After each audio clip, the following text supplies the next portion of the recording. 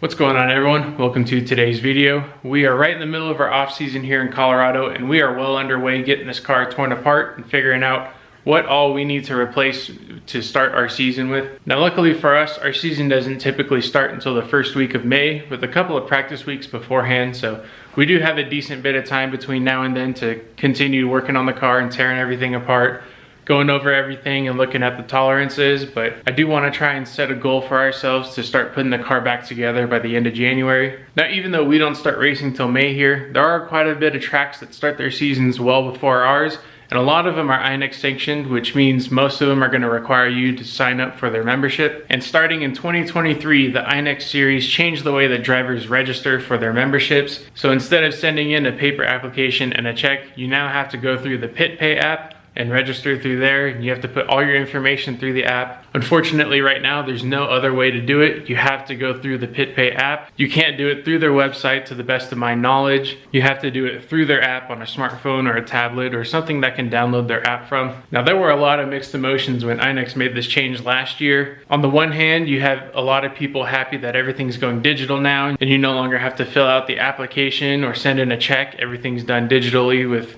a credit card or debit card and through the app. But then again, you're stuck only using their app. You can't do it anywhere else. And on top of our $175 membership fee for drivers, you have to pay an additional $10 now for a processing fee just to go through their app. Now, of course, when you mailed it in the past, you obviously had to use an envelope and a stamp, but I do feel like the processing fee is a bit steep for a lot of the racers who are coming in and expecting just to have to pay the $175 instead of the extra $10 that will come with it. And I'm sure that there were people frustrated that they were now forced to use an app that they have possibly never seen before, don't know how to navigate, and even with the instructions from Inex, a lot of people can get confused because they may not be tech savvy. So today's video will hopefully help out most of you who are still unsure about the process or are unable to navigate properly, and hopefully this gives you guys a clear guidance on how to register for your Inex membership. So now all we're gonna do here is just jump on over to my phone and I'll show you how to do it. So today our demo is taking place on an iPhone platform, but I'm sure that the process is pretty similar everywhere else. I'll also link the steps to follow down in the description that the Inex series suggests you follow. To start off, all you need to do is download the PitPay app, and you can find this pretty easily in the App Store. You just, in the search bar, you just look up PitPay and it'll be the one with the orange background and it'll say PitPay on it. And then once you have that downloaded, you can go ahead and launch the app. Now, once you launch the PitPay app, depending on the time of year, it'll show you different events going on around the country. But for now, we're gonna ignore those and just go to the menu in the bottom right corner. And if you don't have an account already, you're gonna go ahead and click the sign up. If you do, you're gonna sign in. Both ways are gonna ask for your mobile phone number, so you're gonna go ahead and put that in for now. Now, once you put in your phone number and verify the phone number with that SMS code, you'll then have to put in some additional information like using your name and an email address and some other things. I believe you'll also have to submit a picture of your ID to verify your identity. And I'm assuming that's just so they don't create duplicate accounts with your name and all that stuff that aren't necessary. So once you've gone through and done all the information stuff you need to take care of, you can go ahead and navigate down to the series tab on the lower home bar, and then start scrolling down until you find the Inex Racing Series. Now, once you find it, you can go ahead and click into it, and you can see that you now have the ability to purchase a 2024 membership. You'll go ahead and continue on to figure out who on your roster is going to be getting a membership and what kind of membership. You just have to make sure that whoever you're getting your memberships for are already on your roster. So you can see here, we've got myself, who is going to be the driver for this year.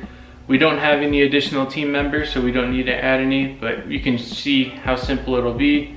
You can just add a team member. You'll put in their name here, put in their phone number, and then select whether they're going to be crew, a participant, track staff, or whoever. But we're not going to do that right now. So once you have all of your members inside of your roster, you can go ahead and do your check boxes for all the people you're going to be doing memberships for, and then click continue in the bottom right. Now here it's going to load one person from your roster at a time to get their membership started, and gives you the option to choose what membership you're getting for them. So right now we're choosing for myself here. We're going to go down to driver membership, And as you can see, it's $175 for the year plus a $10.75 ticket fee and order processing fee. So it'll bring us right about $185, almost $186. So you can go ahead and press get on that, and as you can see, it's actually a little bit more now. It's $187.90, which I'm assuming tax in some other processing fees that the app is hiding on you. So once you're satisfied with the memberships that you're getting, you can go ahead and click continue.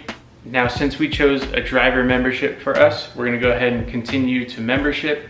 So now you're gonna read through all of the info documents that they require you to read. Now, they are requirements that you do have to press continue on them, but I'm not gonna sit here and tell you to read through them if you've already read through them. They'll go ahead and read through it if you choose to, and then click continue whenever you're ready to move on. Now here you're gonna fill out everything you need for your membership application. Now for us, we're gonna continue racing in semi-pro because we haven't really moved up any skill level or anything like that. Just because we have an FZ car doesn't mean we're any good yet. So that's the division we're gonna run in this year. And then you're gonna scroll through, make sure your address is correct, make sure everything's good here. You can go ahead and add in your phone number as well. Go ahead and put in your email address. Now here you have to add an emergency contact no matter who you are. Even if you are riding around solo, you still need to have someone on there just in case. Even though I don't think that the track can see these, I think that this is just for Inex. So really, I feel like it's kind of useless if the track doesn't have access to something like that. But I mean, it's a requirement that they require you to put in on the application, so you have to do it anyway. You can then choose whether or not you want the contingency decal packet for the 2024 season, and if you want a physical membership card mailed to you for whatever reason. And then there are a couple optional questions towards the bottom. If you choose to fill those out, you don't have to, but they are there in case you wanted to. And then once you're ready, you can go ahead and press continue. And now you will have to go on to take a look at the membership agreement. Now this one, you do have to pay a little bit of attention to because there are a few spots where you'll have to tap and sign on the document, but for the most part, it's going over all the terminology and all of the contractual statements that they need for you to become a member. So you're gonna go ahead and scroll through and sign where you need to sign. They're all electronic signatures, so you don't have to actually swipe any. And once you're done reading through all of it and signing everything, you'll go ahead and continue through and then continue to checkout.